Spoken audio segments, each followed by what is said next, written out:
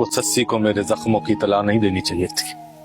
जख्म पुराने हो जाए तो उन पर कभी कभी नया मरहम भी काम नहीं करता, उल्टा जहर बन जाया करता है।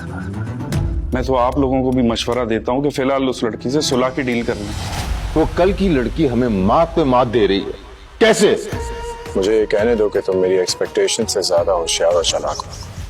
असलम जेल से रिहा होकर जब घर आता है तो पिया दौड़कर उसके गले लग जाती है। उसकी आंखों में आंसू होते हैं लेकिन आवाज में आग। वह कहती है, अब्बू, मूसा को उसके की सजा मिलनी चाहिए। उसने अम्मी की जिंदगी छीनी है, गरीबों की जमीनें छीनी है। यह सुनते ही सांवल बिना एक पल गंवाए पिया और असलम को डीसी शहरयार के पास लेकर जाता है। शहरयार ध्यान से सब सुनता है। पिया पूरे हौसले के साथ मूसा की हकीकत बताती है, कैसे वह गरीबों की प्रॉपर्टी पर कब्जा करता है, धमकाता है, झूठे केस बनवाता है। शहरयार की आंखों में सख्ती उतर आती है। वह फौरन फाइल खुलवाता है। उधर निसार मूसा से कहता है कि असलम ने तुम्हारे खिलाफ रिपोर्ट दर्ज करवा दी है, कल पेशी है। मूसा गुस्से में दांत पीसता है। अगली सुबह कोर्ट में वह पिया को देखते ही पास आकर धीमी आवाज में धमकी देता है, तुम नहीं जानती किससे बदला ले रही हो, अंजाम बहुत बुरा होगा। तभी पिया उसकी आंखों में आंखें डालकर कहती है, मैं अपनी अम्मी की मौत का बदला लेने के लिए कुछ भी कर सकती हूँ। उसी पल सांवल का वकील दोस्त वहीद उठता है और मूसा से सवालों की बौछार कर देता है। हर सवाल पर मूसा के होश उड़ते जाते हैं, उसके जवाब उलझते हैं। कोर्ट में फुसफुसाहट फैल जाती है। अदालत से बाहर निकलते ही मूसा अपनी बेइज्जती का बदला लेने की ठान लेता है। तभी सांवल, पिया और असलम जीप में बैठकर निकल रहे होते हैं कि पीछे से मूसा के गुंडे आ जाते हैं। अचानक गोली चलती है, सीधे पिया को लगती है। पिया गिर पड़ती है। सांवल चीख उठता है, पिया!